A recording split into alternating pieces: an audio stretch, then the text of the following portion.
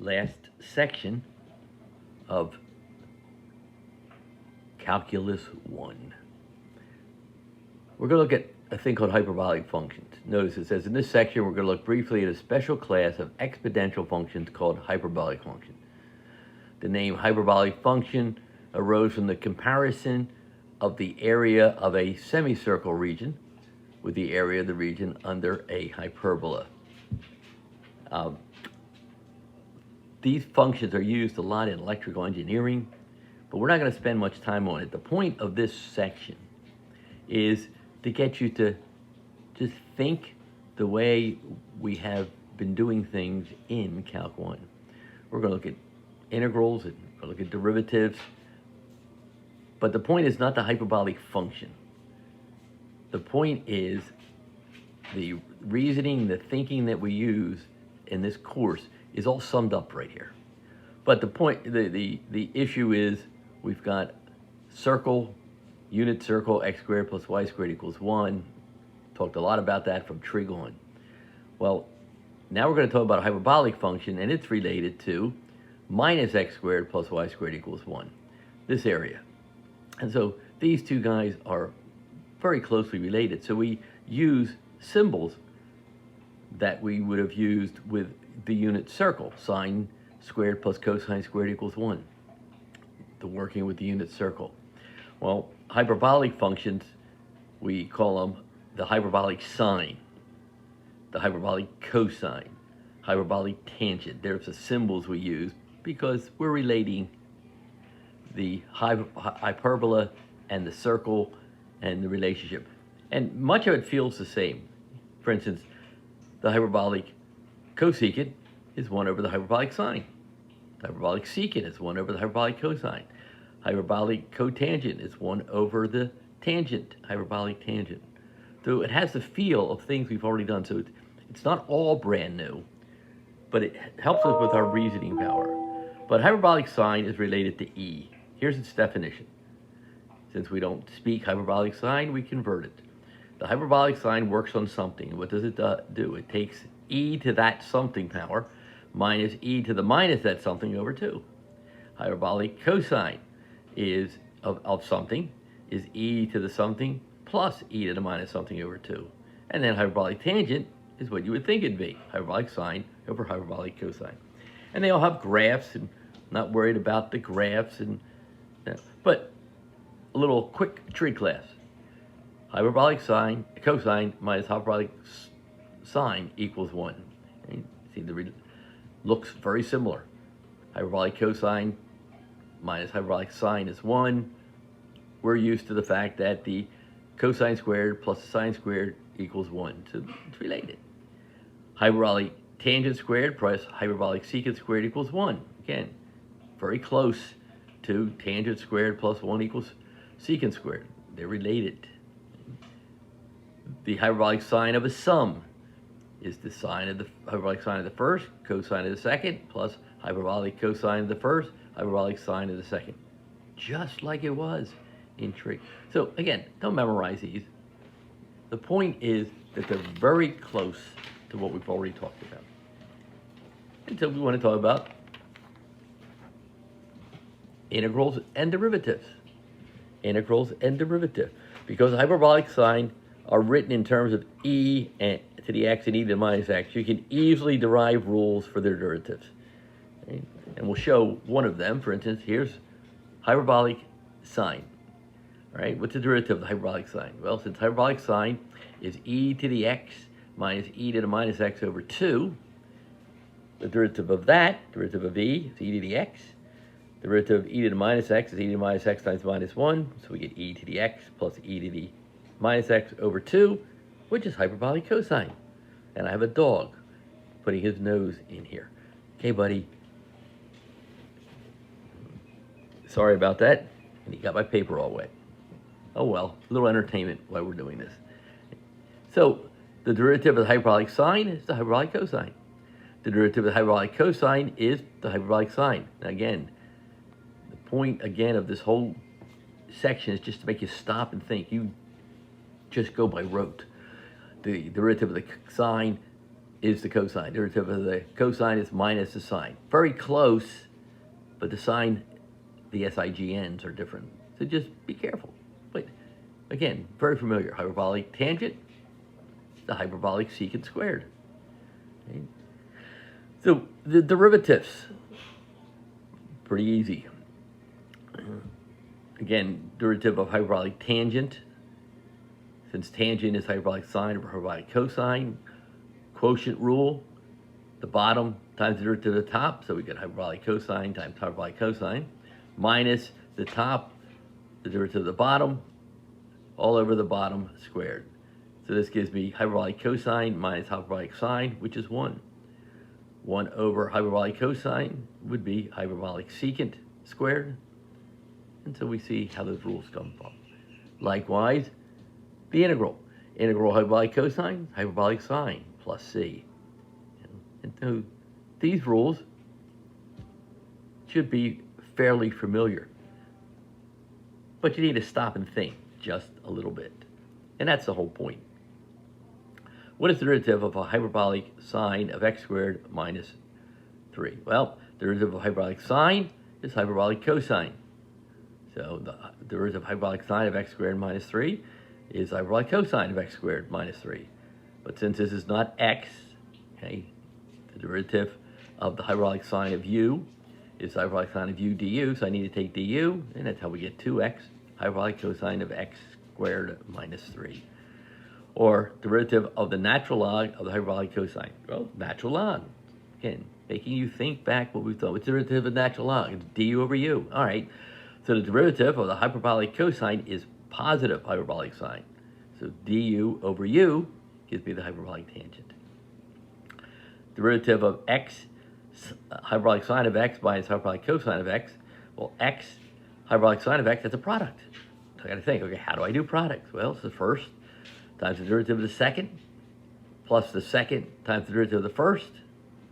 That would take care of this, x times hyperbolic cosine, plus hyperbolic sine times 1, and then minus the derivative of hyperbolic cosine, hyperbolic sine, and we're left with x hyperbolic cosine of x.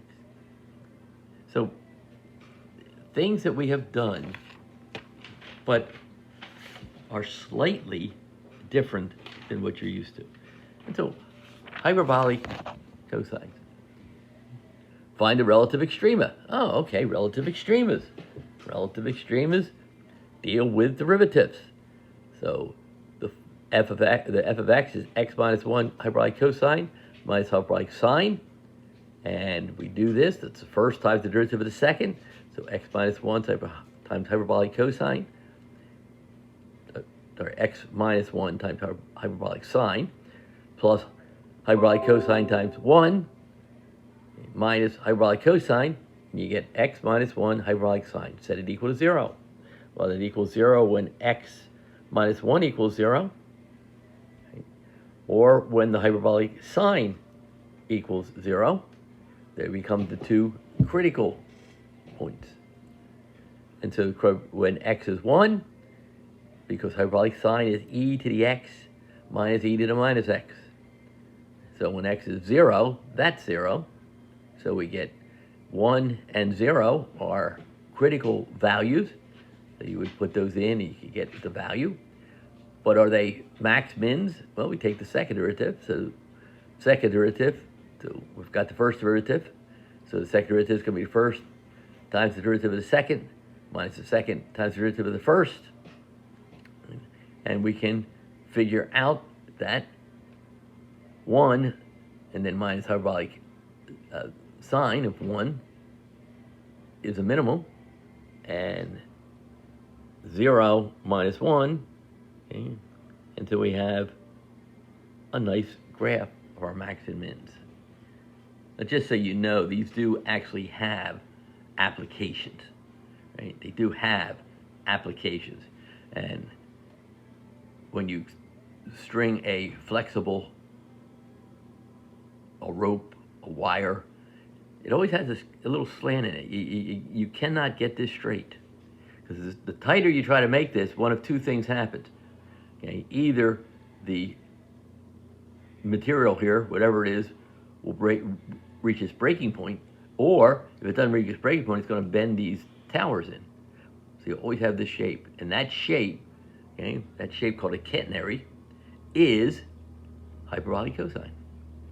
Hyperbolic cosine. And so hyperbolic cosine does have a play. Integral, all right? Hyperbolic cosine of 2x, hyperbolic sine squared of 2x. How do we do that?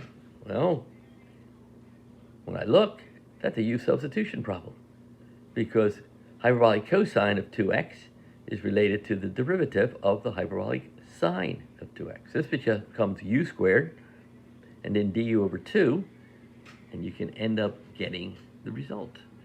And figuring out what we've got, u squared over 2 is u cubed over 3, so 1/2 u cubed over 3, so 1/2 hyperbolic sine cubed over 3, or 1/6 hyperbolic sine cubed of 2x over c.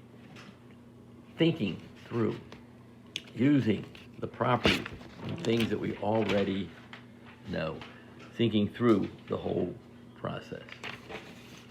Now, if you have hyperbolic functions, you would also have inverse hyperbolic functions. You would also have inverse hyperbolic functions. And so when we get the integrals of that, since hyperbolic functions are related to E, it should not surprise you that the inverse hyperbolic functions are related to natural log, because the natural log and E are inverses of each other. Again, not something to memorize. These are just giving you information. So if you have a hyperbolic sine function, you have an inverse function. And we can graph these. Hyperbolic cosines and sines are on your graphing calculators. You have to hunt for them a little bit. You have to look on your menu. But inverse hyperbolic sine is the natural log. Inverse hyperbolic cosine, natural log. Put these over top of each other, you get the inverse hyperbolic tangent. You gotta go work that and see it. You should be able to come up with this result. A little difficult, but hyperbolic cotangent, hyperbolic secant, and cosecant. So those are just the rules. Those are just the rules. And they have graphs. Again, we're not going to worry about the graph much. But they also have applications. Again, it's not an application situation, but when you are pulling a boat in, you have a line.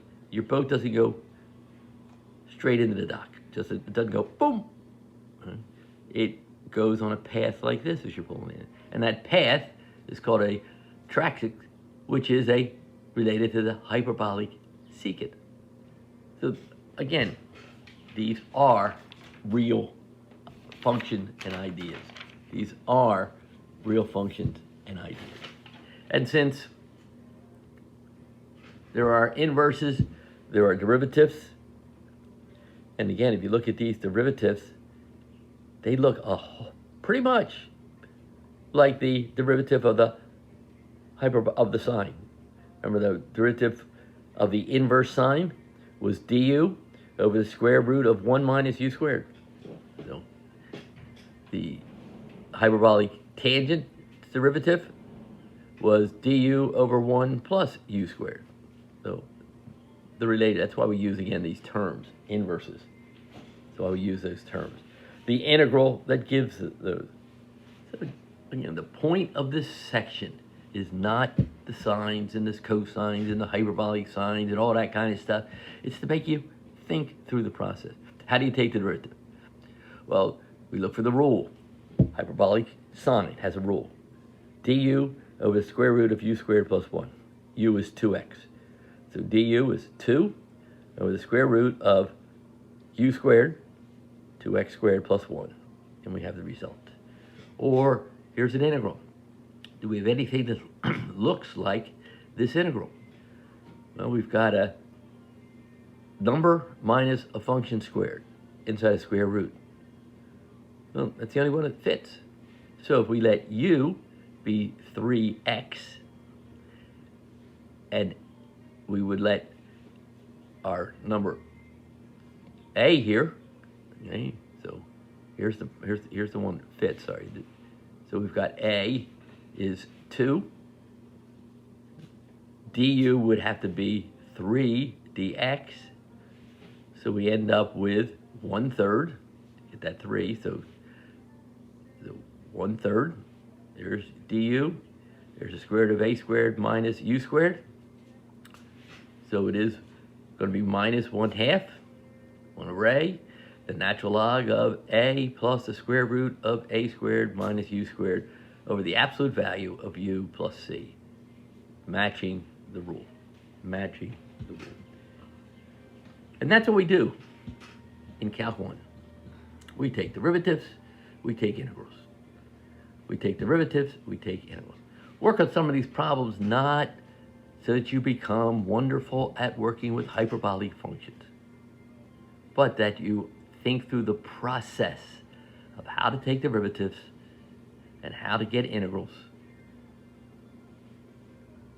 And when you do that, you've mastered as much as you can master Calc 1.